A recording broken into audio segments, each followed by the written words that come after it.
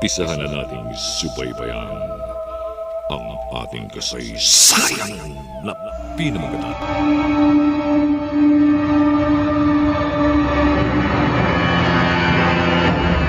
Ang paglalakbay ng inyong diwa. Pagsaksi sa mga pangyayaring hindi mo sukat akalain.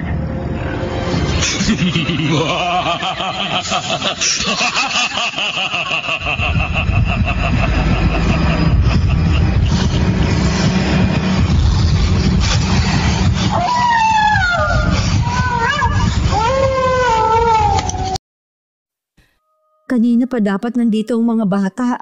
Ano kaya ang nangyari? Huwag ka masyadong mag-alala. Baka hindi lang makapagpatakbo na mabilis ang driver ng service nila. Dahil malakas ang buhos ng ulan. Ay, isa pa nga po sa inaalala ko yung malakas na ulan. Tsak na basang-basa ang magkapatid. Mahina pa naman ang resistensya ni Gabi. Kukuha lang ako ng tuwalya kung sakaling dumating sila na basang-basa. Dito ko na lang din sila tatanawin sa labas. Halos kalahating oras din ang pinaghintay namin ng tiyahin ko sa magkapatid. Patakbo pa silang pumasok sa may gate. Hindi ko na rin maiwasang mag-alala nang makitang basang-basa sila ng ulan. Sinalubong naman sila ni Tia Dana at sakay binigay ang tuwalya. Kinuha ko naman ang mga bag at iba nilang gamit. Nagpahanda naman ako ng mainit na maiinom habang hinihintay silang makapagbihis. Nalaman namin kaya natagalan ng service nila dahil kinailangan pang umikot ng ruta ang driver dahil baha ang daan pa uwi sa amin. Ang tagal-tagal nang inirereklamo ang daan na yon dahil konting ulan lang baha agad. Mababa daw kasi ang parteng yon at malapit pa sa ilog. Pero dapat ginagawa ng paraan. Aba, hihintayin pa ba nilang lumubog ang lugar na to? Perwisyo sa ating mga residente, lalo na sa mga batang pumapasok sa eskwelahan. Huwag na nga po nating pag-usapan, Chang. Sasakit lang ang ulo natin sa problemang ilang taon na nating tinitiis. Sa bagay nga, kaya lang naman ganito ang reaksyon ko dahil nag-aalala ako sa magkapatid. Mabuti pa po maaga na ako magluluto ng hapunan natin. Kung hanggang mamaya malakas pa rin ang ulan, malamang nito mawala na naman ng kuryente. O isa pa yan, konting ulan kahit wala namang hangin, pinapatay ang kuryente. Kaya nga po, dapat hindi tayo nagpapawala ng kandila dito sa bahay. Ilang sandali lang lumabas na rin ang magkapatid. Iniinom na rin nila ang tinimpla ni Tia Dana na tsokolate. Anak ang magkapatid ng kanilang ama sa una nitong asawa. Nasa elementary na pareho nang magkakilala kami ng kanilang ama. At tuluyan na magsama. Mula noon ako nang tinuring nilang ina. Kasalukuyang namang nasa Cebu ang asawa kong si Nelson. At dumadalo sa isang seminar doon. Sabi ng mga bata hindi daw sila pinalabas ng kanilang teacher. Tama lang naman po. Kaysa gumala sila na umuulan sa labas. Nabanggit nga ulit kanina ni Maya yung sa babaeng lagi silang kinakausap. Hindi kaya may anak yon na doong din nag-aaral kaya nandun siya lagi? Ewan lang din natin. Baka nga may ibang pinupuntahan. Kaya lang siguro nakikipag-usap sa mga bata dahil likas na sa kanila ang pagiging palakaibigan. Sasabihan ko na lang sila na iwasan ng babaeng yon. Mahirap na po kasi, Chang. Hindi naman natin kilala ang taong yun. Mahirap nang magtiwala sa panahon ngayon. Sa bagay, tama ka rin. Siguro minsan puntahan ko yung magkapatid sa eskwelahan nila. Baka matsyempuhan kong nandoon yung babaeng sinasabi nila. Huwag mo nang pag-aksayahan ng ganong bagay. Basta sabihan mo na lang ang mga bata na iwasan ng babaeng yon. Sa bagay, matatalinong magkapatid. Tsaka Pinapangaralan naman namin sila ng tatay nila. Alam nila na may limitasyon lang sa pakikipag-usap sa ibang tao. Napaisip naman ako sa sinabi ng magkapatid. Dati na kasing naikwento ni Mayan tungkol sa babaeng nakikipag-usap sa kanila. Mukha naman daw mabait ito. Kaya sumasagot naman daw siya. Kaya lang daw maraming tinatanong ang babae tungkol sa pamilya nila. At parang lagi silang inaabangan ng magkapatid na lumabas. Kumukulo na yung sinaing mo. Ay, nawala sa isip ko. Ano bang iniisip mo dyan? Ako na lang ang bahala rito. Wala po. Hindi ko lang ho kasi maiwasang mag-alala sa mga bata. Dahil na naman ba sa babaeng lagi nilang binabanggit? Hindi lang po yun. Siyempre po, sa kinabukasan nila. Huwag mo masyadong dibdibin ng mga bagay na yan. Tsaka, masama ang lagi nag-iisip. Parang kailan lang po kasi mga bata pa sila. Ngayon kaunting panahon na lang, magiging dalaga at binata na sila. Sana lang, abutan ko pa yung panahon na mag-aasawa na sila. Oo naman, aabutan mo pa ang panahon na yun. Basta iwasan mo lang ang mag-isip lagi. Napangiti na lang ako sa sinabi ni Tia Dana. Sumagi din ulit sa akin ng babaeng yun. Pilit ko na lang yun iwinaksi sa isip ko. Mabuti na lang nakatapos na kaming kumain ng hapunan nang mawalan ng kuryente. Maaga ko na rin pinatulog ang magkapatid.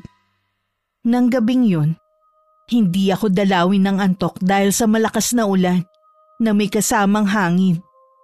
Iniisip ko rin ang babaeng tinutukoy ni Maya. Lumalalim kasi ang kuryosidad kong makilala ang babaeng yun. Kinabukasan wala pa rin kuryente. Nakapagluto na nun si Tia Dana at naabutan ko na nag-aalmusal ang magkapatid. Ipinagtimpla kita ng kape mo. Mukhang hindi ka nakatulog kagabi Bihira ka naman kasi matanghali ng gising Hindi nga po. Babawi na lang po ako mamaya ng tulog. Nakainom ka ba ng gamot mo kagabi? Opo, hindi ko naman po nakakalimutan. Sinamahan ko pa ang magkapatid sa may gate habang naghihintay ng service nila. Ilang sandali lang dumating na rin ito. Hindi ako umaalis sa kinatatayuan ko hanggang hindi nakakaalis ang service. Medyo may kalayuan din kasi ang pinapasukan ng dalawa. Kaya naman nagkasundo kami mag-asawa na ipa-service na lang sila. Ayoko din kasing hayaan na magbiyahe ang mga to dahil na rin sa panahon. Nang umuwi naman sila ng hapon, wala na rin namang binanggit ang magkapatid tungkol sa babaeng parating kumakausap sa kanila. Kaya naman napanatag na ang loob ko. Saktong 5 araw naman ang dumating na si Nelson. Tuwang-tuwa naman ang mga bata sa pagdating ng ama at sa mga pasalubong nito. Kumusta kayo dito ng mga bata habang wala ako? Ayos lang kami. 2 araw nga lang walang kuryente. Nagtiyaga lang kami sa mga kandila. Ganun ba kalakas ang ulan dito para mawala ng kuryente? Oo, tapos nung gabi malakas na rin ang hangin. Oo nga pala, kamusta naman ang seminar? Ayos naman. Iniisip ko nga na sana sa susunod kasama ko na kayo ng mga bata. Ang sarap lang kasi sa pakiramdam na nasa isang lugar tayo na magkakasama. Pwede naman. Planuhin natin ang pagbabakasyon kapag wala ng pasok ang mga bata. Oo nga, samantalahin natin habang bata pa yung mga anak natin. Kapag nagsipaglaki na ang mga yan, hindi na natin yan mahagilap. Mas gusto na nilang kasama yung mga kaibigan nila kaysa sa atin. Matagal pa naman yun. Hindi pa nga sila tapos ng high school Sa bagay nga. O paano? Magpapahinga muna ako sa kwarto natin. Napagod ako sa biyahe O sige, iwan mo na lang dyan ang maleta mo. Ako nang bahala mag-alis ng marurumi mong damit. Nang tumalikod si Nelson tsaka ako naman tiningnan ang loob ng maleta niya. Lahat ng pinadala kong damit ay naisuot niya. Kinuha na rin ni Tia Dana sa akin ng mga labahan. Hindi kasi ako maaaring maglaba o mapagod. Bata pa lang ako, mahina na ang puso ko. Isa sa mga pinagbabawal sa akin ng doktor ay sobrang saya, lungkot at mapagod ng husto. Nang sumunod na araw wala naman ako napapansing kakaiba sa kinikilos ni Nelson. Si Tia Dana ang nagsabi sa akin sa napapansin niya sa asawa ko. Baka po pagod lang sa trabaho niya. Lagi naman yung pagod sa trabaho pero kasi ngayon, napapansin ko na tila laging malalim ang iniisip niya. Kakausapin ko na lang po siya. Baka nga may problema siya hindi niya lang sinasabi sa akin. Kumuha lang ako ng tiyempo para makausap ko ng sarili ng si Nelson. Nakita ko siyang nasa labas ng bahay habang naninigarilyo. Nang makita niya akong parating, agad niyang itinapon ang nasa may kalahati pang stick ng sigarilyo niya. Ayoko kasing nag-aamoy usok ng sigarilyo ang loob ng bahay. Maliban pa sa masama yun sa kalusugan ko. Kaya naman sa labas ng bahay lang siya naninigarilyo. Ngumiti siya sa akin. At nang tumabi ako sa kanya, automatic kong umakbay siya sa akin. May problema ba? Wala naman. Bakit mo na itanong? Napansin kasi ni Tia Dana na parang malalim ang iniisip mo nitong mga nakaraang araw. Si Tia Dana talaga Kung ano-ano napapansin. Natural na sa akin na mag-isip dahil sa trabaho ko. Hay, yun nga rin ang sabi ko sa kanya Pero ang sabi niya, iba daw ang napapansin niya sa'yo. Ang totoo niyan, meron talaga. Pero inaayos ko naman Kaya huwag ka na mag-alala. Malit na problema lang naman to. Sigurado ka ba? Baka naman ayaw mo lang na pati ako mag-isip. Hindi tayo kasal. Gusto kong ipaalam sa'yo na handa kitang damayan sa lahat ng oras at problema mo bilang asawa. Alam ko naman yun. Pero ayoko lang kasi na mag-isip ka pa. Ayoko na makasama sa kondisyon mo yung pag-iisip ng problema. Hay, dahil sa sakit ko na ito, ang dami kong hindi nagagawa. Natatakot tuloy ako na baka magsawa ka na sa pag-intindi sa akin at iwan mo ko. Ano ka ba? Alisin mo sa isip mo ang mga bagay na yan. Hinding-hindi yan mangyayari. Walang kahit na sino o dahilan na makakapaghiwalay sa atin. Tandaan mo sana yan. Pasensya ka na kung nagdrama na naman ako Naiintindihan naman kita Ang mabuti pa, pumasok na tayo sa loob. Lumalamig na dito Wala akong kamalay-malay ng mga sandaling yun. Ang problemang iniisip ni Nelson ay siyang magiging bangungot namin sa mga susunod na araw. Mula nang magkausap kami ng asawa ko ng gabing yun, inobserbahan ko na ang mga kilos niya. Pakiramdam ko kasi may itinatago siya sa akin. Madalas ko pa rin siyang makitang nasa labas na malalim ang iniisip habang naninigarilyo. Dahil wala naman ako matatawag na kaibigan, madalas kay Tia Dana ko sinasabi ang laman ng puso at isipan ko. Pakiramdam ko po merong hindi sinasabi sa akin si Nelson. Bakit hindi mo siya kausapin ng masinsinan? Nag-usap na po kami. Sabi nga niya may problema daw nga, pero kaya naman daw niyang solusyonan yun. Ganun naman pala Ano pang pinag-aalala mo? May palagay po ako na hindi ganoon kasimple ang sinasabi niyang problema. Na meron siyang hindi sinasabi sa akin. Baka naman ayaw lang niya na pati ikaw mag-alala. Alam naman niyang may sakit ka Bakit kasi ako pa ang binigyan ng ganitong sakit? Hadlang tuloy para hindi ako maging mabuting asawa kay Nelson. Ang dami kong hindi magawa. Katulad na lang na hindi ko siya mabigyan ng anak. Di ba ayos lang naman sa kanya kahit wala kayong anak? Tsaka nandyan naman ang magkapatid na mahal mo. At ganun din sila sa'yo. Parang tunay na ina na ang turing nila sa'yo. Oo nga po. Pero iba rin po kasi kapag may sarili din akong anak. Yung galing sa sinapupunan ko. Yung kukumpleto sa akin bilang babae. Naiintindihan kita iha sa bagay na yan. Pero kung lagi mong iisipin yan ikaw din ang mahihirapan. Ay, tama po kayo. Nakalimutan ko na rin na marami pala akong dapat ipagpasalamat. Sa mga nagdaang taon, naging napakabuti ng Panginoon sa akin. Hindi ko na dapat isipin pa mga kakulangan ko. Inalis ko na lang sa isip ko ang mga alalahanin ko. Nag-focus na lang ako sa pag-aasikaso sa mag-ama. Bagamat malimit ko pa rin makitang malalim ang iniisip ni Nelson. Minsan pa nga nagigising akong wala siya sa tabi ko. O di kaya babangon ng hating gabi dahil hindi makatulog. Isang beses hindi na ako nakatiis. Habang wala ang mga bata, kinausap ko na siya. Sa tingin ko, kailangan mo na ng tulong. Kahit mapagsasabihan man lang. Adelina, hindi ba sabi ko naman sa'yo, kaya ko na to. Tsaka, wala ka namang maitutulong eh. Ang ibig kong sabihin, kaya ko naman lutasin to eh. Huwag mo naman sanang iparamdam sa akin ang pagiging inutil ko at walang silbi sa'yo. Hindi yun ang ibig kong sabihin. Pero yun ang pinaparamdam mo sa akin eh. Alam mo ba mula nang dumating ka sa buhay naming mag-ama, binigyan mo ng bagong kulay ang pamilya namin. Mahal na mahal ka ng mga anak ko dahil sa pagmamahal at pag-aasikaso mo sa kanila. Kaya hindi totoo ang sinasabi mo na wala kang silbi sa amin. Pasensya na kung ganito ako ngayon magsalita. Gusto ko lang naman kasi nasabihan mo rin ako sa mga bumabagabag sa'yo eh. Maayos na rin naman ang sinasabi kong problema sa'yo eh. Huwag ka na mag-alala. Pangako ko na lang na kapag may panibago ulit akong problema, kahit na gaano kaliit pa yon, sasabihin ko na sa'yo. Nagkaayos din naman kami ng araw na yun ni Nelson.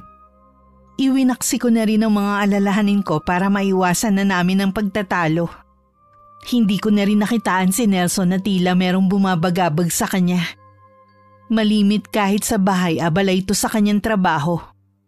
Isang hapon habang nagdidilig ako ng mga halaman sa bakuran namin, isang babae ang dumating. Tansya ko mas matanda lang to sa akin ng konti. Iniisip kong baka nagbebenta ng mga iba't ibang produkto. Pero maliit na bag lang ang dala niya. Lumapit ako sa may gate na hindi yun binubuksan. May kailangan po kayo? Nandyan ba si Nelson? Wala siya. Mamayang gabi pa ang uwi niya. Teka lang, kaano-ano ka ba ng asawa ko? Asawa ka niya? Kailan pa? Legal ba kayo nagsasama? Sino ka bang talaga? Kaano-ano ka ni Nelson? Pakisabi na lang sa kanya na galing ako rito. Si Judith kamo. Huwag niya din akong pagtaguan. Teka, huwag ka muna umalis. May tatanong pa ako. Napalabas pa ako ng gate para habulin sana ang babae. Pero mabilis na yung nakasakay ng tricycle na dumaan sa harapan nito. Lumingon pa siya sa akin. Bigla namang nanikip ang dibdib ko. Hindi kasi ako makapaniwalang niloloko ko ni Nelson. Ang kapal pa ng mukha ng babae para pumunta sa bahay namin. Ngayon malinaw na sa akin ang lahat. Iyon ang dahilan kung bakit ayaw niyang sabihin sa akin ang bumabagabag sa kanya. Nalabasan naman ako ni Tia Dana na sapo ang dibdib habang papasok ng bakuran. Adelina! Ano nangyari sa'yo? Sumisikip po ang dibdib ko. Ang mabuti pa, dadalhin na kita sa doktor. Huwag na po. Kunin na lang po ninyo ang gamot ko sa kwarto namin. O sige, maupo ka muna dito. Sandali lang ako. Sumandal naman ako sa may upuan habang hinahagod-hagod ang dibdib ko. Hindi ko na rin napigilan na mapaiyak. Agad namang bumalik si Tia Dana dala ang gamot at isang baso ng tubig. Bumakas naman lalo ang pag-aalala sa mukha ng tiyahin ko nang makita niya akong umiiyak. O ito, inumin mo na ang gamot mo. Dapat siguro dalhin na kita sa doktor. Ayoko po. Magiging maayos na rin naman po ang pakiramdam ko ngayong nakainom na ako ng gamot. Bakit ka ba umiiyak?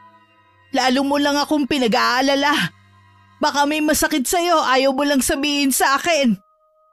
Wala naman akong nararamdamang iba po. Nanikip lang po bigla ang dibdib ko. Bakit ka nga umiiyak? May nangyari ba habang nasa labas ka? Kasi po, Chang, nalaman ko na may ibang babae si Nelson.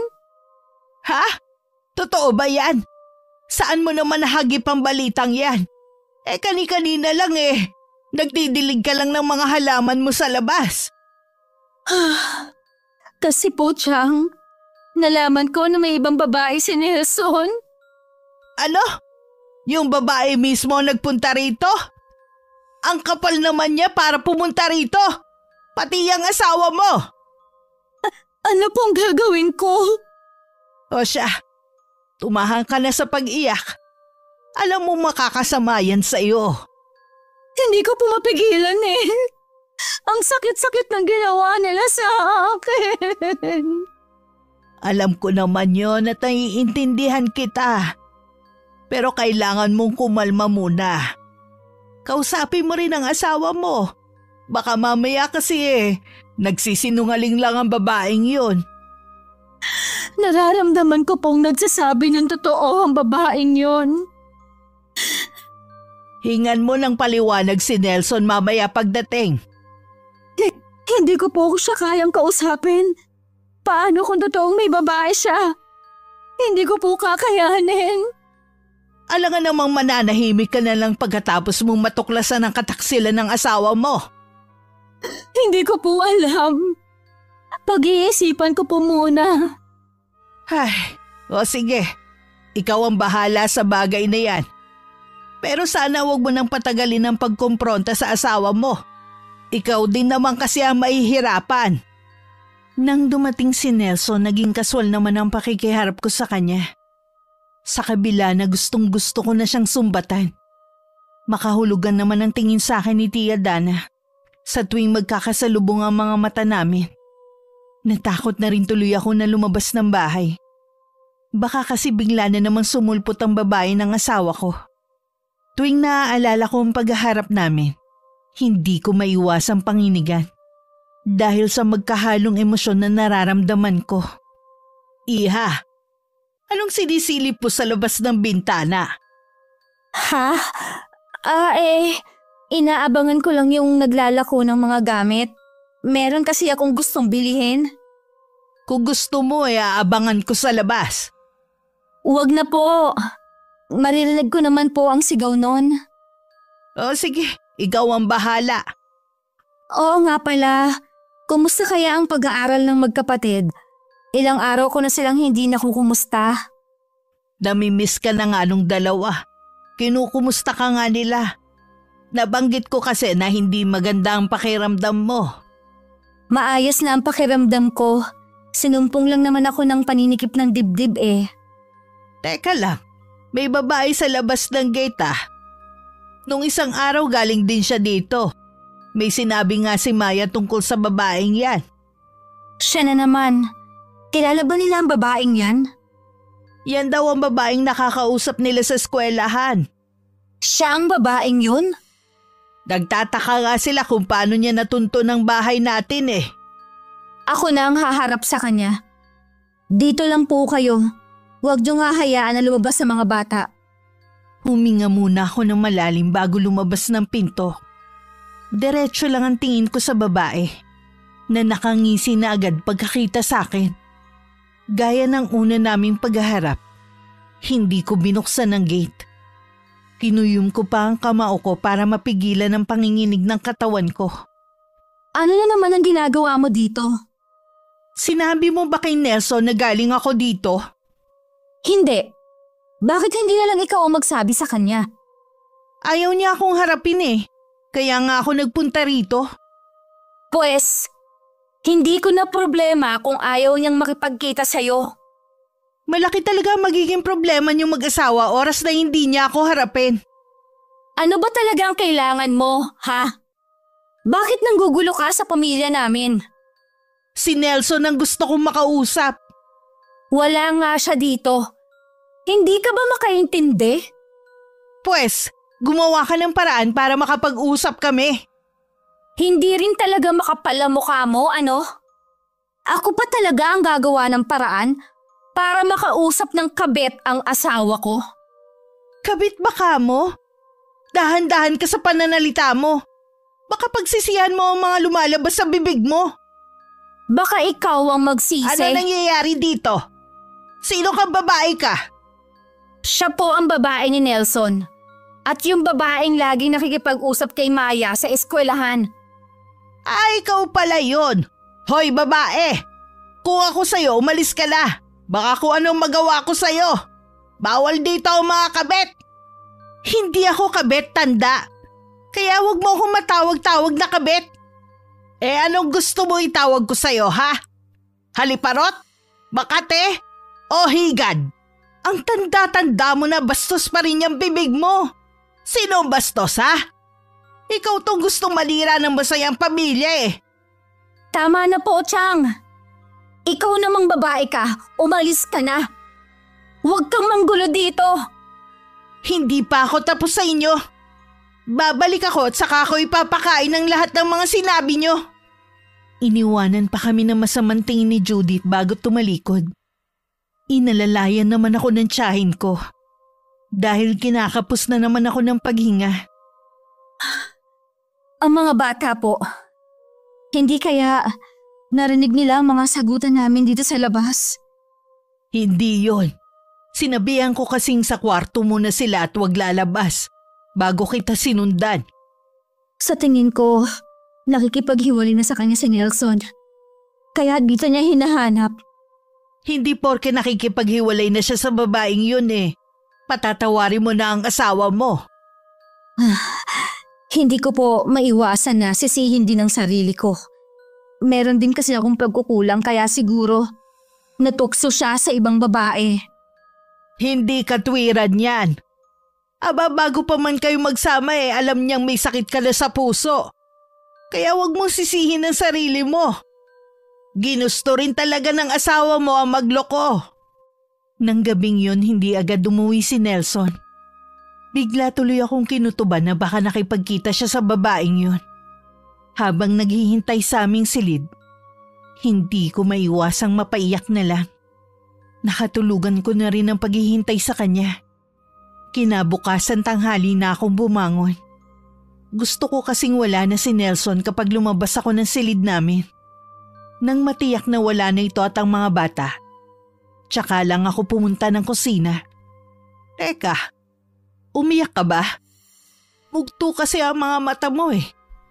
Hindi ko po maiwasan eh. Bakit kasi hindi mo kausapin ang asawa mo? Kung patatagali mo pa yan, ikaw din naman ang mahihirapan. Ayoko po kasing marinig ng mga bata ang pagtatalo namin kung sakali. Mabuti nga din na marinig nila para malaman din nila ang kalokohan ng kanilang ama. Kawawa naman po ang mga bata. Hindi pa nila naiintindihan na nangyayari. Baka makaapekto pa yun sa pag-aaral nila. Sa bagay nga, pasensya ka na iha. Hindi naman sa wala akong pakialam sa magiging damdamin na magkapatid. Hindi ko lang kasi maiwasan na magalit sa tatay nila. Lalakasan ko na po ang loob ko at kakausapin ko na si Nelson mamaya. Hinintay kong muli si Nelson pero nakatulugan ko na ang paghihintay sa kanya. Hindi ko rin kasi mapigilan ang antok ko dahil sa iniinom kong gamot. Kinabukasan naman nagmamadali itong umalis. May maaga daw kasing katatagpuin na may kinalaman sa trabaho. Iba ang kutob ko sa asawa mo, iha. Ako din po, Chang. Alam ko pong nagsisinungaling siya sa akin. Bukas wala siyang pasok. Ipapasyal ko muna ang mga bata para makausap mo ng sarili na ng asawa mo. Buong araw akong kabado at hindi mapakali. Maya-maya din ang tingin ko sa orasan sa may dingding. Hindi ko rin inaasahang pupunta ulit si Judith sa bahay namin. Akma sana akong lalabas ng pigilan ako ni Tia Dana. Ang mabuti pa, Adelina, ako na lang ang haharap sa babaeng yan. Hindi po. Ako po ang kailangang humarap sa kanya. Baka kasi… Huwag niyo po akong alalahanin. Kaya kong sarili ko. Kailangan ko rin maging matatag. Sa tingin ko, hindi talaga siya titigil. Kasunod ko lang si Tia Dana habang palabas ako ng bahay. Wala namang kangiti-ngiti ang babae habang nakatingin sa akin. Nagngingit-ngit naman ang kalooban ko habang palapit ako. Ikaw na naman. Talaga bang hindi mo kami titigilan, ha? Hindi talaga. Hanggat hindi ko nakakausap si Nelson. Bakit ba hindi mo nalang tanggapin na ayaw sa'yo ng asawa ko? Hindi porke ayaw na niya, basta na lang niya akong babaliwalain. Total naman inuubos niya ang pasensya ko. Sa'yo ko na lang sasabihin ng lahat. Kung puro lang kasinungalingan ang sasabihin mo, pwede ba? Umalis ka na? Hindi naman kasinungalingan ang sasabihin ko sa'yo eh. Pwede bang magsinungalingan legal na asawa? Ano? Asawa ka ni Nelson? Nagpapatawa ka ba, ha? Akala ko ba hindi kasinungalingan ang sasabihin mo? Nag-aaksaya lang tayo ng oras sa babaeng yan. Ang mabuti pa tara na sa loob ng bahay. Totoong sinasabi ko. Ako ang unang asawa ni Nelson. Ako ang ina ni Maya at Gabi. Imposible ang sinasabi mo. Patay na ang unang asawa ni Nelson. Biyudo na siya nang magkakilala kami at magkasama kami. Ha! Bahala ka kung ayaw mong maniwala. Bakit hindi mo siya tanungin? Bakit pa? Halata naman nagsisinungaling ka lang. Hindi ka ba nagtataka kung bakit hindi ka niya magawang pakasalan, ha? Kasi buhay pa ako. At kasal siya sa akin. Tumahimik ka ng babae ka. Baka hindi ka tamatansya. Ha, puro ka na lang pagbabanta-tanda. Bakit hindi mo gawin yung sinasabi mo? Oo nga pala. Nasa pangalan ko din ang bahay na to. Kaya mas may karapatan ako sa inyo sa bahay na to. Nanlalamig na ang buong katawan ko nung mga oras na yun. Marami pang sinasabi si Judith pero hindi ko na maintindihan. Pinilit ko lang na magpakatatag sa pagkakatayo pero nanginginig na nun ang tuhod ko. Si Tia Dana na lang ang hinayaan kong makipagtalo sa babae. Hanggang umalis ito. Huminahon ka, Iha. Huwag kang umiyak ng umiyak. Makakasama sa iyo ang sobrang pag-iyak. Paano to nagawa ni Nelson sa akin? Bakit siya nagsinungaling? Hintayin natin ang asawa mo. Hayaan natin siyang magpaliwanag. Hindi ko siya asawa. Si Judith ang totoo niyang asawa. Kabit lang niya ako. Ikaw ang pinakisamahan niya. At nakikita ko namang mahal na mahal ka niya. Sa inaasal pa lang ng babaeng yun, mahihinuha ko na nasa kanya ang problema kaya siya iniwan ni Nelson. Kahit anong paliwanag ni Tia Dana, hindi niya ako mapatahan. Nagkulong lang ako sa kwarto hanggang dumating ang mga bata. Sinabi lang niya na hindi ako maaaring abalahin dahil masama ang pakiramdam ko. Naiintindihan naman yun ng dalawa. Nang dumating si Nelson, hindi ko rin siya hinarap. Nagtataka naman ito kaya kinausap niya si Tia Dana. Dito tayo mag-usap para hindi marinig ng mga bata. May problema po ba? Galit ba sa si Adelina? Kaya ayaw niya akong pagbuksan ng pinto? Ganun na nga. Ano po bang ginawa ko't nagagalit sa akin ng asawa ko? Dahil po ba nitong mga nagdaang araw ginagabi ako ng uwi? Aminado naman po ako na nawawalan na ako ng oras sa kanila ng mga bata. Pero plano ko naman pong bumawi sa kanila eh. Hindi yun ang ikinagagalit ni Adelina kundi ang pagsisinungaling mo. Bakit hindi mo sinabi na buhay pa ang una mong asawa na si Judith? Paano? Nagpunta ba rito si Judith at kinausap si Adelina? Oo, ilang beses siyang nagpunta rito. Nung una ay nakala ni Adelina na may babae ka. Yun pala, siya ang kabit. Buhay pa pala ang asawa mo. Yun din ang dahilan kung bakit hindi mo mapakasalan ng pamangkin ko. Tiyang, hayaan niyo po ako magpaliwanag. Inaamin ko po na nagsinungaling ako. Pero para sa akin patay na si Judith mula nang iwan niya kami ng mga anak ko at sumama sa ibang lalaki. Ano ka mo? Sumama sa ibang lalaki? Oo. Madali lang para sa mga anak ko na tanggapin na wala ng kanilang ina. Nang sabihin ko na wala na ito at hindi na babalik. Hindi naman kasi siya nagpakaina sa kanila noon eh. Bakit siya nagbalik ngayon? Hindi ko po alam. Dahil sa totoo lang, Iniiwasan ko siya. Wala na akong pakialam pa sa kanya. Dahil sa pag-iwas mo, dito siya sa bahay ng gulo. Wala na po akong pakialam sa kanya. Matagal na po siyang burado sa buhay namin mag-aama. Hindi ko alam kung handa ka pang kausapin ni Adelina pagkatapos niyang malaman ang lahat. Nakikiusap po ako sa inyo. Tulungan niyo po akong makausap ang asawa ko. Ayoko pong mawala sa akin. Ay, sige. Titignan ko kung anong magagawa ko. Sa ngayon, hayaan na muna natin siya mag-isa. Walang nagawa si Nelson nang hindi ako humarap sa kanya. Ilang araw na kaming hindi nagpapansinan.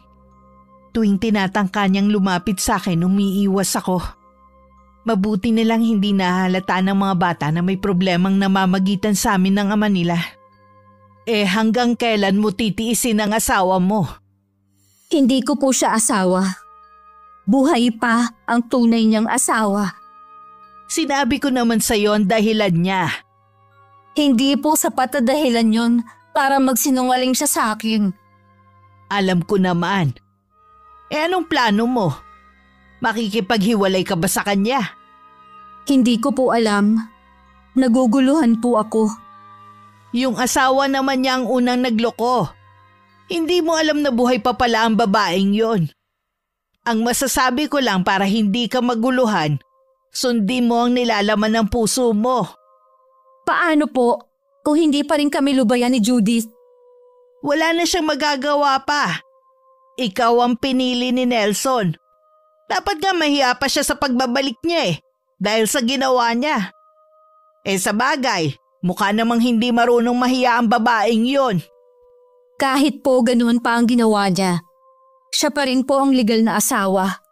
Siya pa rin ang ina ng magkapatid at mas higit siyang may karapatan sa bahay na to. Nandun na tayo, pero ikaw na ang pinakisamahan ni Nelson. Tsak na may plano siya para hindi na kayo guluhin ng babaeng yon.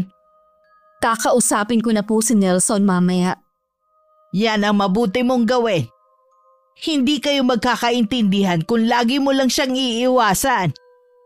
Nang dumating si Nelson nung gabing yun, nakipag-ayos na ako. Inamin na rin niyang nakipag-usap siya kay Judith. At inalam ko anong gusto sa pagbabalik nito. Kahit ako nagulat sa kondisyon ng babae. Ano ang gagawin mo? Wala na siyang karapatan sa mga bata. Ni hindi nga siya nagpakaina sa kanila noon eh. Ikaw mas kinikilala nilang ina. Paano kung hindi niya tayo tigilan? Nag-iisip na ako ng paraan kung paano siya mawawala sa buhay natin. Huwag ka lang gagawa ng marahas na hakbang para mawala siya. Wala akong balak na masama sa kanya. Ang balak ko, alukin siya ng malaking halaga para huwag na tayong guluhin. Wala akong pakialam kung mabaon man ako sa utang.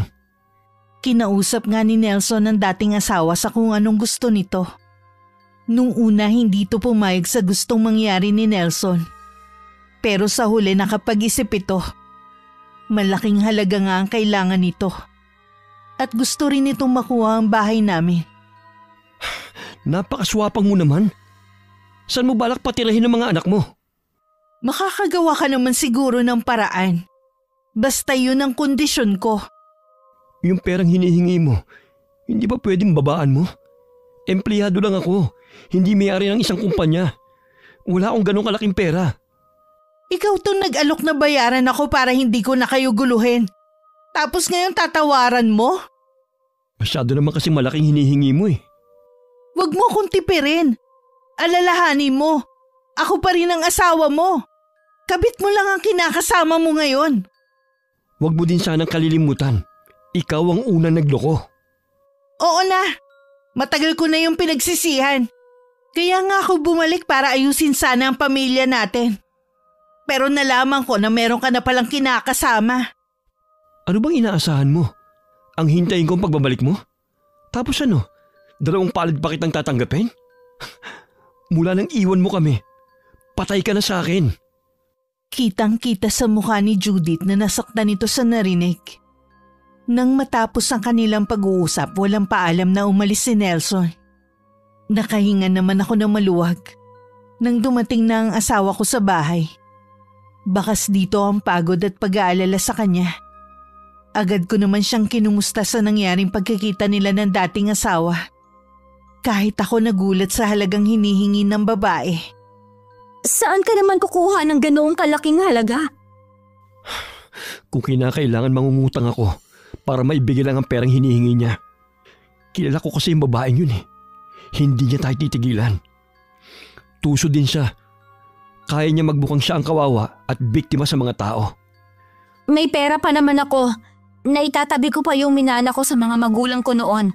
Gamitin mo muna.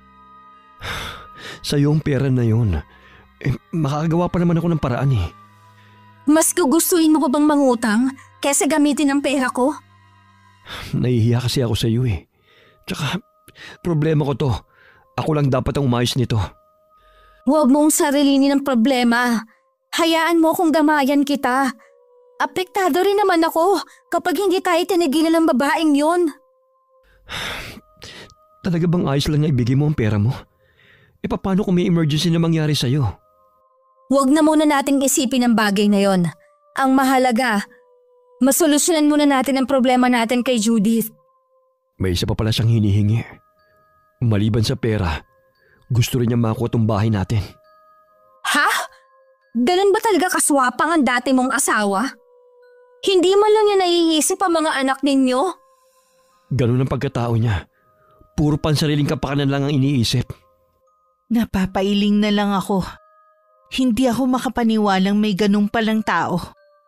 Maging si Tia Dana hindi rin makapaniwala. Sinabi ko rin bala kong ibigay ang perang minana ko sa aking mga magulang. Adelina, sigurado ka na ba sa balak mo? Opo, kaysa naman magkabaon-baon sa utang si Nelson. Paano naman kapag inatake ka ng sakit mo? Hindi na naman po ako inaatake eh. Basta tuloy-tuloy lang ang pag-inom ko ng gamot. Nagpapaalala lang naman ako. Pero ikaw pa rin ang bahalang magdesisyon. Pera mo naman yan. Alam ko naman po na nag-aalala kayo sa akin. Malalampasan din po natin ang pagsubok na ito. Kung pati itong bahay gusto ng babaeng yun, ibibigay niyo rin ba? Ibibigay niya rin po para wala ng gulo. Pambihira naman ang babaeng yun. Hindi na naawa sa mga anak. Yun na nga po eh. Hindi rin namin alam kung paano ipapaliwanag sa mga bata ang sitwasyon. Mababait naman ang magkapatid. Tsak na mauunawaan nila kung ipapaliwanag yung mabuti. Opo, kakausapin na rin po sila ni Nelson. 1 buwan na lang naman tapos na ang klase. Kaya humingi ng palugit si Nelson sa dating asawa. Ipinaliwanag niya na kailangan pa namin maghanap ng malilipatan. Napapayag naman niya ang dating asawa. Kinausap na rin ni Nelson na magkapatid. Sinabi na lang niya na kinukuha na ng dating may-ari ang bahay. At kailangan na naming umalis. Nang pumasok ang asawa ko sa kwarto namin, agad ko siyang inusisa tungkol sa pakikipag-usap niya sa mga anak. Anong naging reaksyon nila? Nung una nagulat sila. Pero natanggap din naman. Anong sabi nila na aalis na tayo rito sa bahay na to? Nalungkot sila dahil akala nila bahay natin to. Sinabi ko na lang na sinanlalang sa atin to at binabawi niya ng may-ari. Ay, Chuck, mamimiss nila ang bahay at ang kwarto nila. Yun nga yung sabi nila. Mamimiss nila ang kwarto nila. Lalo na si Gab. Nasasaktan din ako sa nangyayari. Sila ang higit kasing naaapektuhan. Sabi nga ni Maya, okay lang kahit saan tayo tumira. Basta magkakasama tayong lahat. Napakalawak talaga ng pangunawa ni Maya. Sinabi mo pa. Kaya si Gab na lang ang inaalala ko. Mabuti na lang hindi ganun kahirap kausapin ng 2 bata. Isa na lang ang problema namin. Ang bahay na pwede naming lipatan. Sa problemang ibinigay sa amin ng pagbabalik ni Judith, hindi ko maiwasang mapatulala na lang sa isang tabi. Adelina, hindi mabuti sa iyo ang sobrang pag-iisip. Ay, hindi ko po maiwasan. Kailangan na po natin makahanap ng malilipatan. Naisip ko lang. Bakit hindi na lang tayo umuwi ng probinsya? Po? Ibig niyo pong sabihin sa bahay ni na lolo at lola tayo uuwi? Doon tiyak na hindi tayo magugulo ng babaeng yon. Mapapalayo naman po sa trabaho si Nelson, pero sasabihin ko pa rin po sa kanya. Marami ka nang isinakripisyo sa kanya. Hindi naman siguro kalabisan na siya naman magsakripisyo para sa'yo. Doon kasi sariwa ang hangin. Makakabuti yun sa kalusugan mo. Naisip kong tama si Tia Dana. Pero mahalaga pa rin sa akin ang desisyon ni Nelson. Nung gabing umuwi siya, kinausap ko siya sa mungkahin ng tiyahin ko. Akala ko mahihirapan ako sa pagpapaliwanag dito. Okay lang naman sa akin kung gusto mong doon tayo tumira. Maganda nga yun at probinsya. Hindi ka ba mahihirapan sa pagpasok mo sa trabaho? Maliit na sakripisyo lang naman yun sa parte ko. Ang mahalaga kung saan kayo makakabuti ng mga bata. Kapag umuwi tayo doon, check na hindi na tayo magugulo pa ni Judith. Nagkasundo kami ni Nelson na lingguhan na lang siya uuwi para makatipid sa pamasahe. May maliit namang kwarto sa loob ng compound ang kanyang pinapasukan. Doon pwede matulog ang nagtatrabaho sa kumpanya nila. Mas panatag naman ako kaysa umupa pa siya. Ilang araw na kami nag-aayos ni Tia Dana para sa nalalapit naming pag-alis.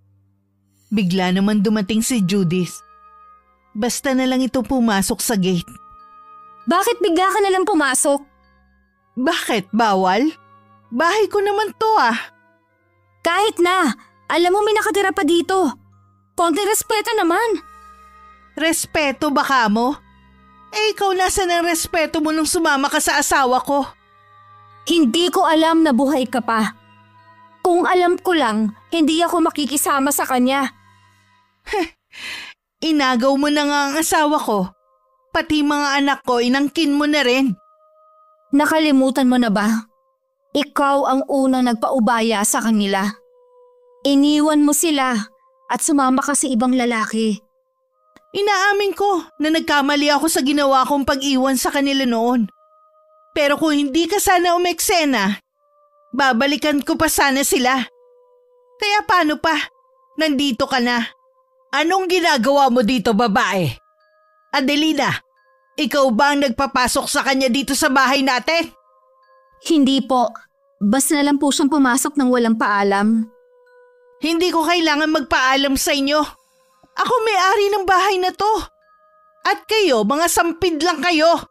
Matindi talaga ang tabas ng dila mo ah. Mag-iingat ka sana, iha. Baka makahanap ka ng katapat mo. Nanakot ka na namang matanda ka. Hoy kayo, bilisan nyo na mag-alsabalutan. Gusto ko na ulit bumalik dito sa bahay ko. Aba talaga? Hayaan niyo na lang po siya. Huwag niyo nang sundan. Dapat siguro palitan natin lahat ng padlock dito sa bahay natin at sa gate. Para hindi siya makakapasok. Mabuti nga po. Galit na galit din si Nelson nang malaman ang pagpasok ng babae nang walang paalam sa bahay namin. Akala namin yun na ang pinakamalalang panggugulo na ginawa ni Judith. Hindi namin nakalain na pati mga sariling anak ay kaya nitong guluhin. Umiiyak na umuwi ng hapon na yun na magkapatid. Hindi makausap si Gabi na patuloy lang sa pag-iyak. Samantalang si Maya mugto ang mga mata dahil sa pag-iyak. Humihikbi rin ito. Ano nangyari? Bakit kayo umiiyak? May umaway ba sa inyo sa eskwelahan? Bakit hindi kayo nagsasalita? Maya, pakiusap naman. Sabihin mo na ang nangyari. Hindi kaya alam na nila ang totoo? Sabi ko na nga ba? Ang babae na naman yun ang dahilan. Maya, ang papa nyo na lang ang magpapaliwanag sa inyo, ha? Wala kasi kami sa posisyon para magsabi sa inyo. Pero walang masamang intensyon ng ama ninyo kung bakit hindi niya yun sinabi. Gusto lang niya kayong protektahan. Tama ang lola nyo. Basta tatandaan nyo lagi, mahal na mahal ko kayo at mga anak na ang turing ko sa inyo. Maagang umuwi ng araw na yun si Nelson nang tawagan ko. Kahit hindi ko siya nakikita, ramdam ko ang matinding galit sa kanya dahil sa ginawa ng dati nitong asawa. Hinayaan kong mag-usap ang mag-aama.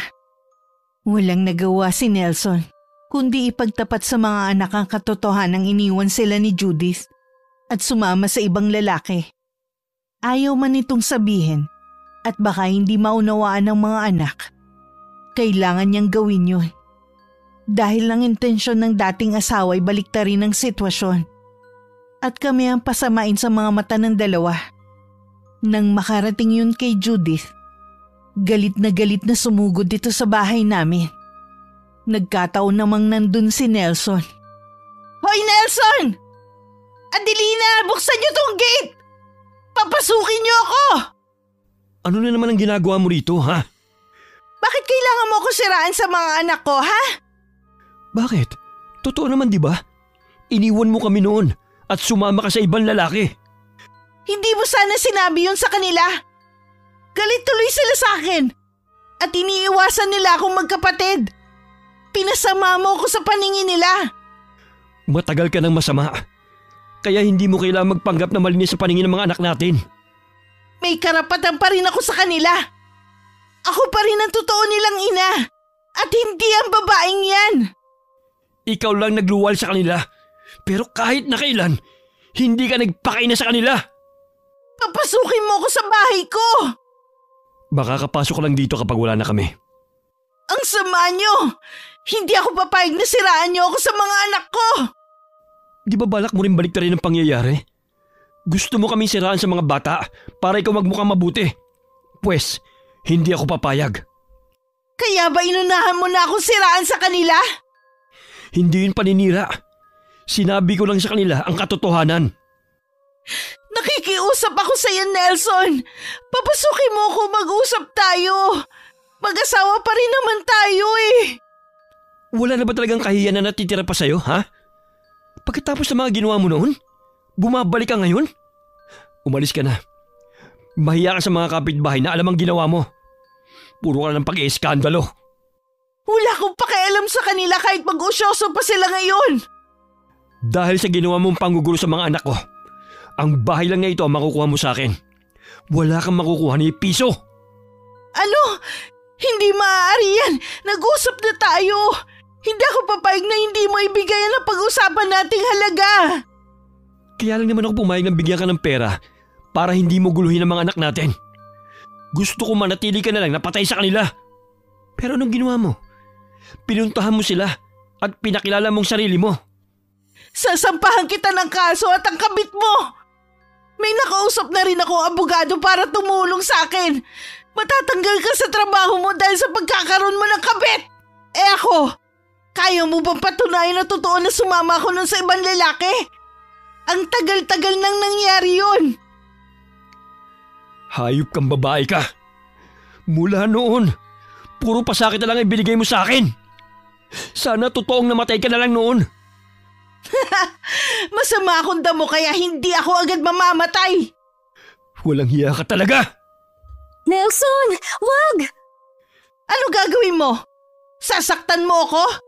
Sige Nelson, para isama ko sa reklamong gagawin mo sa akin. Pwede ba? Umalis ka na. Wag mo na kaming guluhin. Hindi ko kayo titigilan. Hindi ako papayag na maging masaya kayo habang miserable ako. Ikaw naman ang dahilan kung bakit miserable ang buhay mo ngayon eh. Bakit kailangan mo isisi sa amin? Pumasok na tayo sa loob ng bahay. Hayaan na natin siya dyan. Halika na. Huwag mo nang patulan ang babaeng yan. Nagtatatalak pa rin sa labas ng gate si Judith. Hindi man lang inalintana ang mga tao sa paligid na nanonood sa kanyang pag-ieskandalo.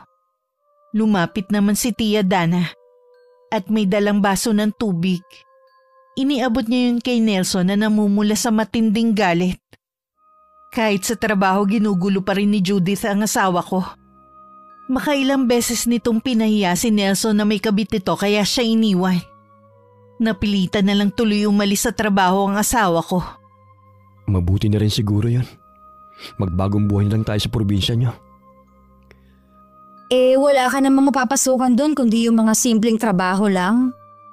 Marunong naman ako magmaneho eh. Baka pwede ako mamasada ng jeep doon. Pwede nga rin yung naiisip mo. Ang mahalaga naman magkakasama tayo at malayo sa panggugulo ng babaeng yon. Nauna nang umuwi nun ng probinsya si Tia Dana para malinis ang bahay na tutuluyan namin. Pagkaraan ng 1 linggo, sumunod na rin kami. Gabi kami nun bumiyahe para walang makakita sa aming pag-alis. Iniwan na lang naming bukas ang bahay para malayang makapasok si Judith. Ang perang balak sana naming ibigay sa kanya. Ibibili na lang namin ng segunda manong jeep na gagamitin ni Nelson sa pamamasada. Pagod man sa magdamag na biyahe, mas magaan na rin sa pakiramdam na nakalayo na kami. Tuwan-tuwa naman si Tia Dana nang dumating kami.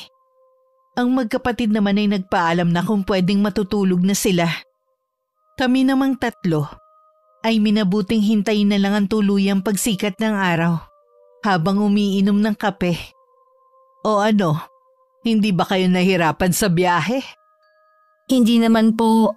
Medyo kabado lang ako kanina. Pakiramdam ko kasi para kaming kawatan na tumatakas. Wala naman sigurong nakakita sa pag-alis ninyo. Kung mayroon man po, wala namang nakakaalam kung saan kami papunta. Ngayong nandito na kayo, matatahimik na tayong lahat. Oo nga po. Madali naman nakagamayan ng mga bata ang pagtira sa probinsya namin. Nagkaroon na rin sila ng mga bagong kaibigan. Medyo malayo nga lang sa eskwelahan, pero ayos lang yun. Isasabay na rin naman sila ng kanilang ama kapag mamamasada. Sa tulong ng isang kamag-anak, nakahanap kami ng maayos na jeep na pwedeng bilhin. Sa kabilang bayan sila nakahanap. Nang magpasukan kami na lang ni Tia Dana ang naiwan sa bahay. Ganitong buhay ang hinahanap-hanap ko. Simple at tahimik. Mabuti nga po, natitira pa ang bahay nito. Wala naman titira sa bahay na to dahil sa mga naging usap-usapan noon. Totoo po kaya ang sinasabi ng mga tao na nakikita pa rin nila sina lolo at lola na nakadungaw dito sa bintana? Ilang buwan na tayong nakatera rito. Wala naman tayong nararamdaman na kakaiba.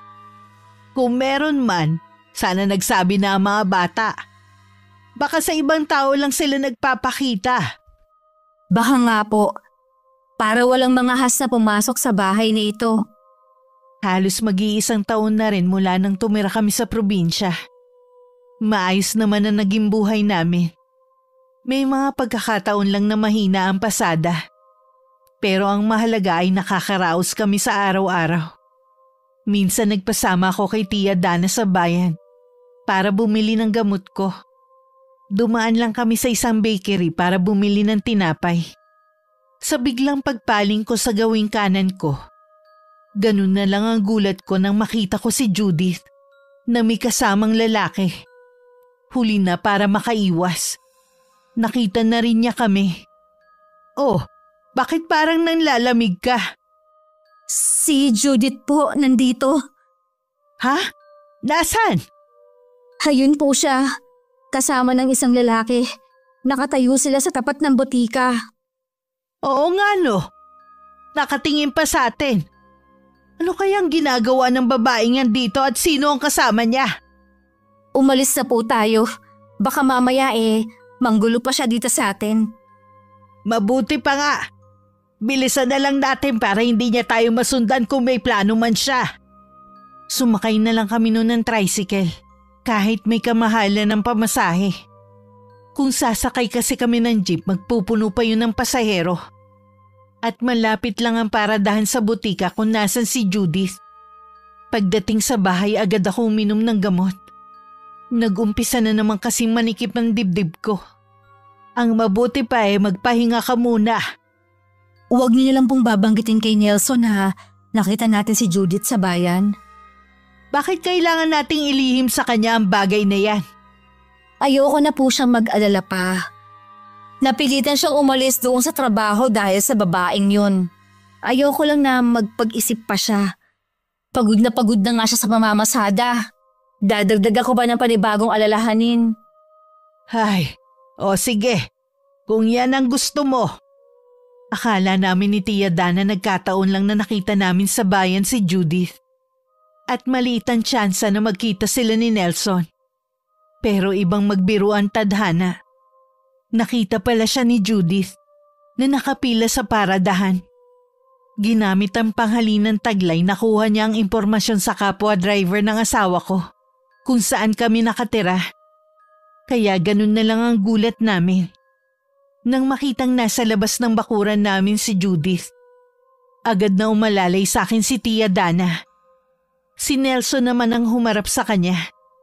Paano mo nalaman dito kami nakatira, ha? Pinagtanong-tanong ko lang. Pwede ba? Umalis ka na kung manggugulo ka lang dito. Hindi ako aalis dito hanggat hindi ko nakukuha ang para sa akin. Ano pa bang kailangan mo para tigilan mo na kami? Ang kailangan ko yung perang pinag-usapan natin noon. Sinabi ko na, wala kang makukuha sa akin ni piso. Pwes, hindi ko kayo patatahimikin. Sige, para pare-pareho na tayo walang katahimikan. Kung yan ang gusto mo, araw-araw kang manggulo rito. Hindi na kita pipigilan. Bahala ka kung anong gusto mong gawin. Sinulyapan pa kami ni Judith bago siya tumalikod at naglakad palayo. Napapahagod naman sa sariling batok si Nelson. Araw-araw nasa baryo namin si Judith. Kung sino-sino rin ang kinakausap niya. At sinasabing siya ang legal na asawa at ako'y kabit lamang. Sa mga taong nagtatanong sa akin sa ikinakalat ni Judith, maayos ko naman silang sinasagot tungkol sa paratang ng babae. Akala yata ng babaeng yun makakahanap siya ng simpatya sa mga taga rito. Naisip ko na ibigay niya lang ang perang hinihingi niya. Inaalala ko kasi ang mga bata naapektuhan na rin sila sa ginagawa ng ina nila. Paano ka naman nakakasiguro na titigilan na niya kayo kapag ibinigay mo ang gusto niya?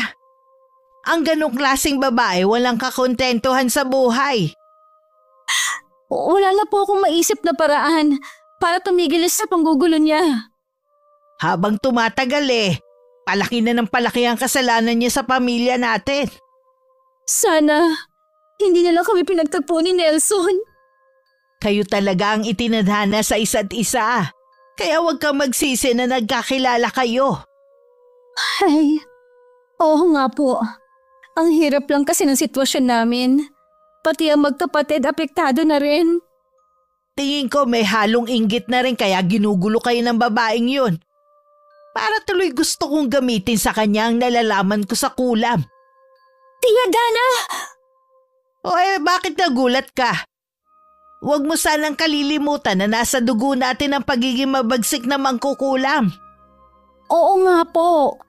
Pero ayoko po na gagamitin niyo yan. Matakot naman po kayo sa Diyos. May takot ako sa Diyos. Pero ang babaeng yun wala. Huwag na nga po nating pag-usapan ng bagay na yan. Baka po marinig pa kayo ng magkapatid. Tumalima naman si Tia Dana. Iniba na rin namin ang pinag-uusapan namin. Hindi na rin naman ulit binanggit nito ang tungkol sa kulam. Nang minsan mag-isa ako sa bahay, biglang dumating si Judith. Hinahanap nito si Nelson at mga bata. Ikaw na naman. Talaga bang hindi mo kami titigilan? Hindi talaga. Hanggat hindi mo binabalik sa akin ang pamilya ko. Akala ko ba pera lang ang kailangan mo? Bakit ngayon? Pamilya mo na. Bakit hindi? Ako ang legal na asawa. At ikaw, kabit lang. Ako na ang pinakisamahan ni Nelson. Kasalanan mo rin kung bakit nawala sa'yo ang pamilya mo. Bala ko silang balikan kaya lang bigla ka namang umeksena. Ano? Naubusan ka na ba ng lalaki noon? Kaya kahit may asawa at anak pinatulan mo? Umalis ka na lang. Kahit ano pang paninira ang gawin mo, hindi mo masisira ang pamilyang binuo ko na iniwan mo. Dahil sa pagiging makasarili mo. Huwag mo kong tatalikurang babae ka, ha? Aray! Bitiwan mo ang buhok ko! Ano ba? Kakalbuhin kitang babae ka! Halika dito! Lumaban ka! Bitiwan mo sabi ako! dibdib ko. Hindi ako makahinga. Kailangan ko gamot ko. Aha! May sakit ka pala sa puso, ha? Ano tong gamot na to, ha? Ano to? Akin na yan. Ibigay mo sa akin. Hindi ko ibibigay sa'yo to hanggat hindi mo binabalik sa akin ng pamilya ko. Maawa ka. Kailangan ko ang gamot na yan. Ibigay mo na yan sa akin. Sabihin mo munang iiwan mo na ang pamilya ko. Sabihin mo muna. Hindi ko ibabalik ang pamilya mo. Sisirain mo lang sila ulit. Ganun ha? Pues magdusa ka. Hindi ko din ibabalik sa'yo ang gamot mo. Nagmamakaawa. Ha? Adelina? Adelina! Naku, patay na yata siya. Adelina! Ano nangyari sa'yo? Anong ginagawa mo ditong babae ka? Bakit hawak mo ang gamot ni Adelina? Ano ginawa mo sa kanya? Wala akong ginagawa sa kanya. Ito ang gamot niya. Kunin mo. Anong wala? Bakit hawak mo ang gamot niya? Sinabi ko na wala akong ginagawang masama sa kanya. Bahala ka kung ayaw mo maniwala. Huwag ka munang umalis. Meron pa akong sasabihin sa iyo. Pagsisisihan mo ang ginawa mong to. Lahat ng paghihirap na dinanas ng pamilyang to, ibabalik ko sa iyo sa matinding paraan. Isinusumpa ko yan sa ngalan ng mga magulang ko na namatay sa bahay na to. Nababaliw ka na. Kung ano-anong sinasabi mo, diyan na nga kayo. Matalim na matalim ang tingin ni Tia Dana sa babae. Habang ito'y palabas ng bahay. Ilang sandali naman nagkamalay na rin ako noon. Nagulat pa ako na makita si Tia Dana sa tabi ko. Iginala ko pa ang paningin ko sa paligid. Si Judith. Wala na siya. Inumin mo muna tong gamot mo para bumuti na ang pakiramdam mo. Salamat po at dumating kayo. Hindi ko mapapatawad ang babaeng yon sa kapangasan niya sa pagpasok sa pamamahay natin. Lalo na ang ginawa niya sa'yo. Desperado na po siya. Para na siyang nababaliw. O sige na, huwag ka na umiyak. Mula ngayon hindi ko na hayaang maiwan ka rito sa bahay ng mag-isa. Inakay na ako ni Tia Dana na pumasok sa silid naming mag-asawa. Ipinarating pa niya ang nangyari kay Nelson.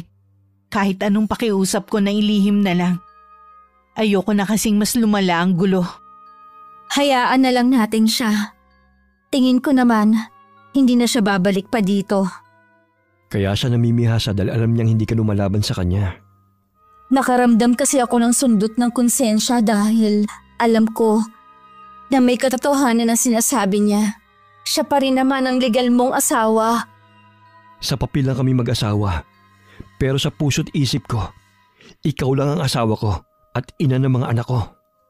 Sinabi niya na gusto niyang makuha kayo muli na pamilya niya.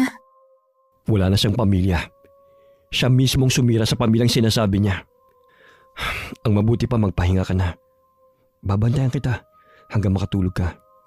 Dahil ilang araw nang laging masama ang pakiramdam ko, lagi lang ako nagkukulong sa kwarto ko. Nakakailang hakbang pa lang kasi ako, hinihingal na ako. Madalas nakaupo na lang ako sa tumba-tumbang upuan na pag-aari pa ng aking lola. Habang nag-iisa ako sa silid ko, biglang may kumatok sa pinto. Bumukas yun at saka pumasok si Tia Dana. Bihira na lang kami makapagkwentuhan dahil siya ang nag-aasikaso sa magkapatid. Kumusta ang pakiramdam mo ngayon, Iha? Ayos naman po. Medyo hinihingal lang. Nag-aalala na nga ang magkapatid sa iyo Gusto ka nilang puntahan. Pinipigilan ko lang. Ayos lang naman po kung gusto nila akong puntahan. Inaalala ko kasi baka naman masyado kang matuwa kapag nakita mo sila. Tsaka na siguro kapag magaling ka na. Namimiss ko na nga sila. Madalas lang tinatanaw ko lang sila sa bintana kapag paalis na. Nagagalit na nga sila sa tunay nilang ina Siya ang sinisisi nila sa pagkakasakit mo. Sabihin niyo po sa kanila na huwag silang magalit sa tunay nilang ina. Gusto ko irespeto pa rin nila ito. Ayoko na magtatanim sila ng galit kay Judith. Ay, ang bait mo talaga. Sa kabila ng ginawa ng babaeng yun, hindi mo rin magawa na ilayo sa kanya ang mga anak niya. Kaya mahal na mahal ka ng magkapatid eh. Lagi nila yan sinasabi sa akin. Nakakataba ng puso na marinig ko yun kay Tia Dana. Hindi ko rin kakayanin kung sakaling mawala sila sa akin. Kaya kahit alam kong mali at mas may karapatan pa rin si Judith, ipaglalaban ko ang pamilya ko. Ilang araw pa ako naglagi sa silid namin. Dinadalhan na lang ako ng pagkain ni Tia Dana. Isang umaga nun nakaramdam ako ng uhaw. Nakita kong wala ng laman ng pitsyal kaya lumabas ako ng silid. Makailang beses ko rin tinawag ang tiyahin ko. Pero walang tugon dito. Nang sumilip ako sa may bintana para tingnan siya sa may bakuran namin, dun ko nakita ang isang lalaki na hindi nalalayo ang edad kay Nelson. Hindi ko alam kung gaano sila katagal nag-usap ng tiyahin ko. Pero umalis na rin ito. Nagulat pa si Chang na makita akong nakatayo sa gitna ng sala. O bakit lumabas ka na ng silid mo? Kukuha lang po sana ako ng tubig. Sino po yung lalaking kausap niyo sa baba? Ay, pamangkin yun ng kaibigan ko matagal ko nang hindi nakikita. Ano po ang kailangan sa inyo? Ilang beses na pala siya nagpabalik-balik dito noon. Nagbabaka sakali lang na dito pa tayo nakatira. Mabuti na nga lang daw eh. Nagbaka sakali ulit siya. Merong hinihinging pabor ang kaibigan ko. Hindi ko naman mahindian dahil tumatanaw ako doon ng malaking utang na loob. Ganun po ba? Ang mabuti pa bumalik ka na lang sa silid mo. Ako na ang kukuha ng tubig. Dito na lang po ako sa sala. Naiinip na po kasi ako sa silid namin eh. O sige, basta huwag kang lalabas ha. Opo, Chang. Dito lang po ako. Lingid sa aking kaalaman ng lalaking nakita kong kausap ni Tia Dana ay pinsan ng lalaking sinamahan nun ni Judith. Nagpakamatay daw ang lalaki nang iwan ng babae matapos makuha ang pera nito. Ngayon humihingi ng tulong ang ama para maipaghiganti ang pagkamatay ng anak. Inutusan nito ang pamangkin na hanapin si Tia Dana para humingi ng tulong. Noong una tumanggi ang Chang. Pero nang ipakita ng lalaki ang larawan ng babaeng naisip pakulam ng tiyuhin, nagbago ang isip niya. Makailang beses pa nung bumalik sa bahay namin si Judith. Pero hindi na ako humaharap sa kanya. Tanging si Tia Dana na lang. Wala dito si Nelson at may sakit pa rin ang pamangkin ko. Hindi ako makapaniwalang sakitin pa talaga ang kabit ng asawa ko. Siguro yan ang dahilan kung bakit hindi siya maiwan. Mahal lang sadya ni Nelson ang pamangkin ko. Os, talaga? Bahala ka kung ayaw mo maniwala. Hindi na rin namang magtatagal ang kapalaluan mo. Ha? Anong ibig mo sabihin, tanda? Naalala mo ba si Noel? Noel? Hindi ko kilalang tinutukoy mo. Sigurado ka? Ba't ka namumutla? Ilabas mo na lang si Nelson. Alam ko hindi siya namasada. Nandito ang jeep niya oh. Sinabi kong wala siya rito. Mabuti pa humingi ka na lang ng kapatawaran sa mga magulang ni Noel. Baka sakaling maawa pa ako sa'yo. Sinabi lang hindi ko kilala ang Noel na tinutukoy mo. Siya lang naman ang lalaking sinamahan mo. Nakalimutan mo na ba? Ha? Paano mo nalaman yan? At paano mo siya nakilala? Hindi na mahalaga kung paano ko siya nakilala. Alam mo ba kung ano nangyari sa pobreng lalaki na yon? Sa pamilya niya? Pagkatapos mong sirain? Nagpakamatay si Noel nang dahil sa'yo. Hindi totoo yan. Nagsisinungaling ka lang. Ngayon maniningil na ang pamilya niya dahil sa ginawa mo. Kaya ihanda mo na ang sarili mo. Kahit saan ka magpunta, hindi ka nalulubayan ng galit nila. Tumigil ka! Hindi ako natatakot sa kanila o kahit sa'yo. Hindi pa rin ako titigil hanggat hindi bumabalik sa akin ang pamilya ko. Huwag mo kong utusan na tumigil, babae. Ngayon, ikaw naman na magdurusa. Umalis ka na! Bago ka palamunin ng lupa! Sa tulong ng pag-aalaga ni Tia Dana at ng pamilya ko, bumalik na ulit sa dati ang kalusugan ko. Malaki nga lang ang nabawas na timbang sa akin. Pero ayos lang. Ang mahalaga'y makakasama ko pa na matagal ang pamilya ko. Matagal-tagal na rin mula nang ginulo kami ni Judith. Kahit papaano'y nakahinga na ako ng maluwag. Huwag mo nang alalahanin ng babaeng yon. Hindi na siya ulit manggugulo sa atin. Tia Dana, may ginawa ba kayo sa kanya? Iha, kung may ginawa man ako sa kanya, nararapat lang yun sa kanya. Kinulang niyo ba siya? Gusto ko lang siyang turuan ng leksyon. Yun din ang gusto ng pamilya ni Noel. Noel? Sino naman yun? Siya ang lalaking sinamahan ni Judith noon. Nagpakamatay ang lalaki yon pagkatapos niyang iwan. Ho? Diyos ko, kawawa naman. Malaki ang utang na loob ko sa tatay ni Noel. Hindi ko siya maaaring tanggihan. Ngayon lang siya lumapit sa akin para humingi ng pabor. Sobrang sama nga talaga niya. Tama ka dyan. Nararapat lang ang ganung parusa sa kanya. Pero Chang, hindi pa rin po tama na gumanti kayo sa kanya. Alam ko, kung sakaling parusahan man ako dahil sa ginawa ko, handa na ako. Humingi na lang kayo ng kapatawaran sa ginawa niyo at wag na ulit gagawin na mangulam ng kapwa. Tumungulang si Tia Dana. Tila ayaw niya sa sinasabi ko. Hindi ko tuloy maiwasan na mag-alala na baka may balak pa siyang ipagpatuloy ang ginagawa niya. Kahit si Nelson, napansin ang pagkabalisa ko nitong mga nakaraang araw. Galing na naman ba dito si Judith? Matagal na siyang hindi pumupunta dito. Ano palang inaalala mo?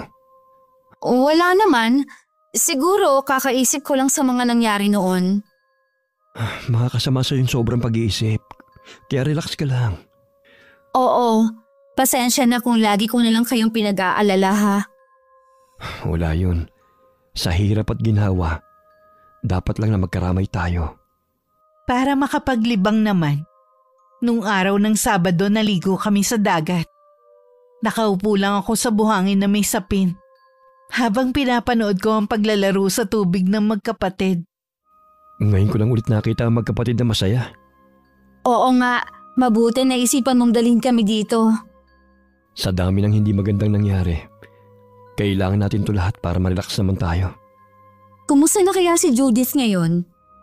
Wala na akong balita sa babaeng yun. Sana nga wag na siya magpakita pa sa atin. Asawa mo pa rin siya. Kahit papaano may pinagsamahan kayo. Sa dami ng mga ginawa niya, hindi ko na naiisip ang pinagsamahan namin nun. Teka nga lang, bakit ba parang nag-aalala ka pa sa kanya?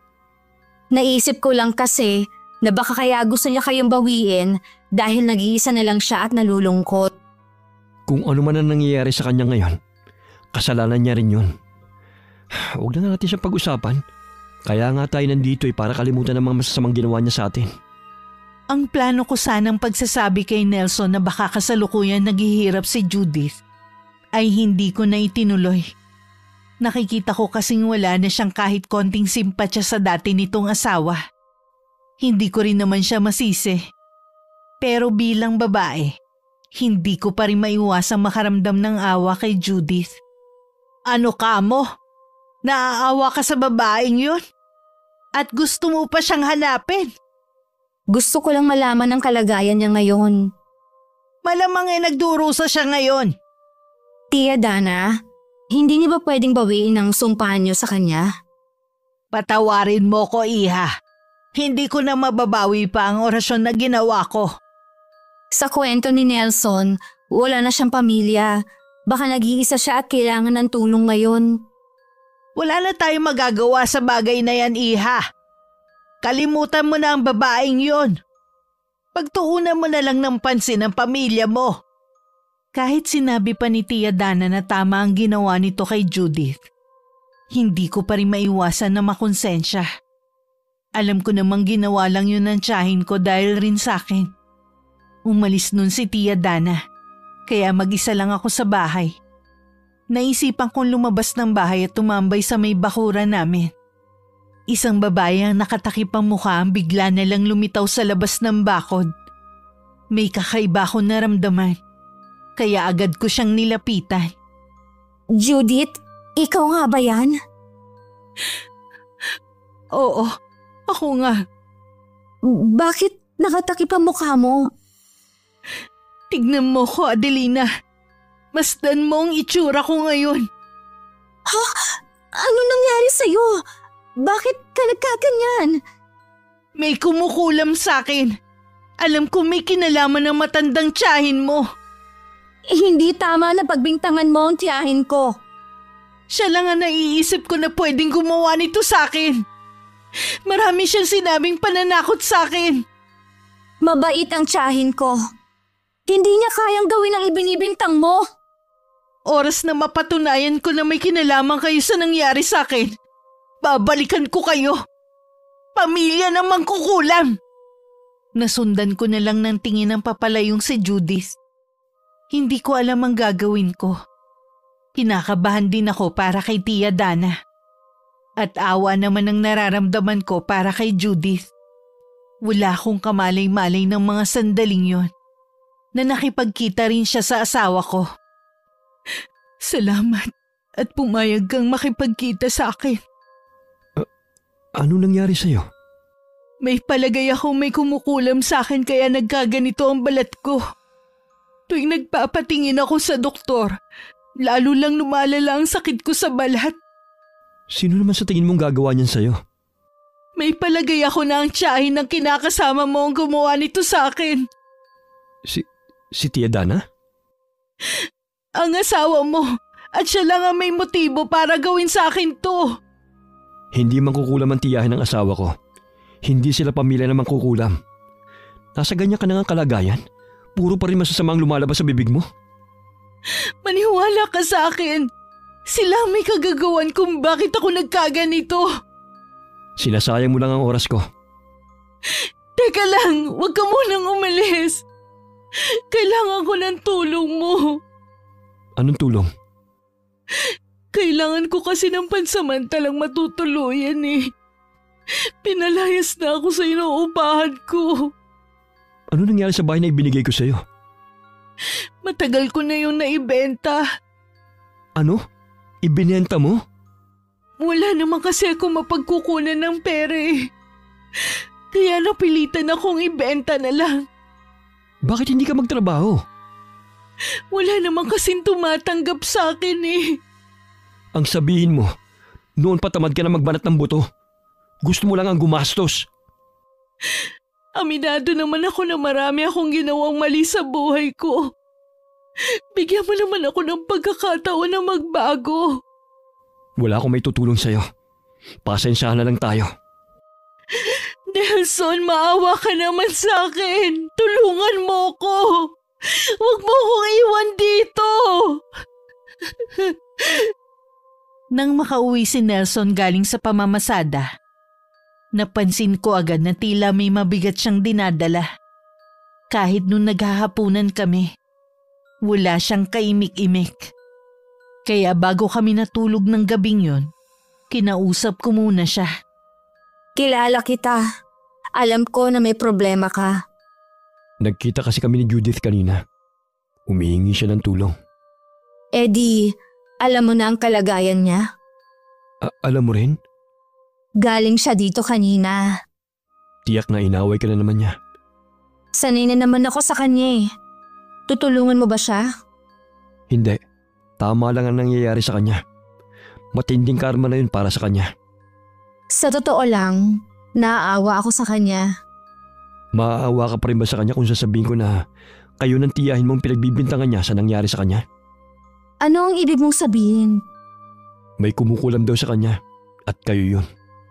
Wala naman siyang ebidensya sa mga sinasabi niya eh. Kaya paano ko gagana na tulungan ng isang katulad niya?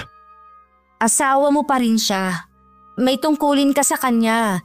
Siya pa rin ang ina ng mga anak mo. Kailangan daw niya na matutuluyan. Di ba may bahay siya? Ibinenta na raw niya dahil wala siyang panggastos. Kung ganon, hanapan mo siya na matitirhan niya.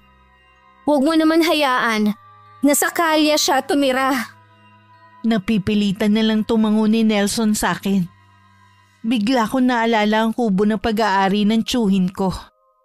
Matagal nang hindi yun tinitirhan. Kakausapin ko si Tia Dana kung pwede nitong kausapin ang pinsan nito. Ano ka mo?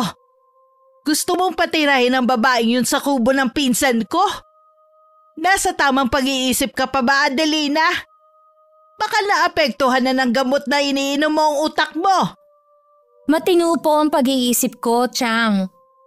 Naaawa lang po talaga ako sa kanya. Ayaw niyo po ba nun? Kahit sa ganong paraan, makabawi kayo sa ginawa niya sa kanya. Bagay lang yun sa kanya. Sana nga matuluyan na siya. Tia Dana, huwag naman po kayo magsalita ng ganyan. Ay, hanggang ngayon kasi, nagngingit-ngit pa rin ako sa mga ginawa ng babaeng yon. Nakikiusap ako sa iyo, alang-alang sa akin. Tulungan po natin si Judith. O sige, ako na ang bahala. Kinabukasan din hinanap ni Nelson si Judith. Natagpuan naman niya ito na malapit sa may plaza na pag-gala-gala. Napakadungis na nito at tulalang naglalakad. Napaiyak pa ito nang makita nito si Nelson. Tila nabuhayan din ito ng pag-asa. Dinala na siya agad ni Nelson sa kubong pagmamayari ng tiyuhin ko. Pansamantala, dumito ka muna. Kanino ang kubo na to? Sa tiyuhin ni Adelina. Ibig sabihin, alam na niya ang tungkol sa pagtulong mo sa akin? Ang totoo niyan, siya ang mapilit na tulungan ka dahil naaawa siya sa'yo. Ganun siya kabait. Ganun ba? Pakisabi sa kanya salamat ha. Kinausap ko si Tia Dana tungkol sa iginawad niya kay Judith. Kung habang buhay na ba ang sakit nito o masasawi din ng babae katulad ng ibang biktima ng kulam. Nang marinig ko ang sinabi niya, labis ako nanlumo. Patawarin mo ko, Adelina. Nadala ko ng matinding galit ko. Sana naman po, Tia Dana, huwag niyo na itong uulitin. Hindi ko po gustong nakikita kayong nagpapakasama. Pangako na ibabaon ko na sa ilalim ng lupa ang kaalaman ko sa kulam. Kinausap ko rin si Nelson tungkol sa kanyang mga anak. Nais kong makipag-ayos ang mga to sa kanilang ina habang may panahon pa. Nung una ayaw ng mag-aama. Pero sa huli na kumbinsi ko rin sila. Pinuntahan nila sa kubo si Judith. Mahinang-mahina na ang babae. Napaluha pa ito nang makita ang mga anak. Aalis ako ng masaya sa mundong ito. Salamat, Nelson, at inayaan mong makita ko sila. Kay Adelina ka magpasalamat. Pinilit niya kaming pumunta rito. Ang dami ko na palang utang sa asawa mo. Sana kapag tuluyan ka ng gumaling, magbagong buhay ka na. Para din sa iyong sinasabi ko. Oo, gagawin ko yung sinasabi mo. Kaya siguro nangyari sa akin to. Para matauhan ako sa mga maling ginawa ko. Hindi na rin nagtagal ang mag-aama sa kubo. Kung saan namin pinatira si Judith. Nang sumunod na araw ako naman ang dumalaw sa kanya. Bumalatay sa kanya ang pagkagulat nang makita ko. Nagtangka pa siyang bumangon mula sa pagkakahiga. Mahiga ka na lang. Salamat, tinalaw mo ko. Gusto sana kitang puntahan sa inyo. Kaya lang hirap na hirap ako sa paglalakad. Habang tumatagal nanghihina ako. Nararamdaman ko na hindi na ako magtatagal. Huwag mong sabihin yan. Kailangan ka pa ng mga anak mo. Kaya kailangan mo magpalakas. Panatag ako mamamatay kung sakali. Dahil alam ko na nandyan ka para sa kanila. Mas naging mabuti kang ina kesa sa akin. May pagkakataon ka pa para makabawi sa kanila. Iba pa rin kasi kapag yung tunay nilang ina ang nandyan. Kaya kita gusto makita para makahingi ako sa'yo ng kapatawaran. sa lahat ng mga ginawa ko. Matagal na kitang pinatawad. Napakabuti mo, Adelina. Napakaswerte ng mag-aama ko sa'yo. Habang nagsasalita nun si Judith, habol na nito ang paghinga. Pinipigilan ko rin maiyak sa harapan niya. Ayoko kasing makaramdam siya lalo ng awa sa sarili niya. Hindi rin ako nandiri ng gagapin ko at pisilin ng bahagya ang kanyang kamay na puno ng sugat. Nagtagal pa ako roon. May nagbabantay naman sa kanya. Sabi nito ilang araw na raw hindi ito makakain. Kung ano-ano na rin daw ang nakikita ng babae. Palatandaan na malapit na itong bawian ng buhay. Nung araw na naghihingalo na si Judith, naroon ang kanyang mag-aama. Gusto ko kasing maramdaman ng babae na hindi siya nag-iisa. Hanggang sa huling sandali ng buhay niya. Maging matiwasay sana ang paglalakbay ng kanyang kaluluwa. Wala na siyang mararamdaman na sakit at paghihirap. Alam ko na masaya na siya, kahit nasan man siya. Ginawa natin ang lahat para maging masaya ang mga huling sandali niya. Nilisan na rin namin ng sementeryo. Pinauna na namin sa sasakyan ng mga bata. Mukha kasing uulan na. Samantalang kanina napakainit ng araw. Pagdating sa bahay, kinausap ako ng tiyahin ko. Daging napakabuti mo pa rin sa kanya sa kabila ng mga ginawa niya. Yun lang po ang naiisip ko para kahit papaano maibsan ang paghihirap niya bago niya lisanin ang mundong ito. Iha, sana maging lihim na lang ang tungkol sa ginawa ko. Huwag po kayong mag-alala. Dadalhin ko po hanggang kamatayan ang lihim ninyo. Hanggang sa kasalukuyan, hindi alam ng mag-aama na ang tiyahin ko ang may kagagawan sa nangyari kay Judith. Hindi rin nila nalaman na may lahi kaming mangkukulam. Lumipas pa ang mga taon. Hanggang igupo na ng sakit ang tiyahin ko. Cancer sa matres. Yun ang sabi ng doktor niya. Yun na rin ang ikinamatay niya. Labis ako nagdalamhati noon. Naisip ko pa namang ako ang mauuna sa kanya dahil sa sakit ko. Samantala, hindi na kami umalis sa baryo namin. Doon na kami namuhay hanggang ngayon. Na pareho nang may trabaho ang magkapatid. Wakas,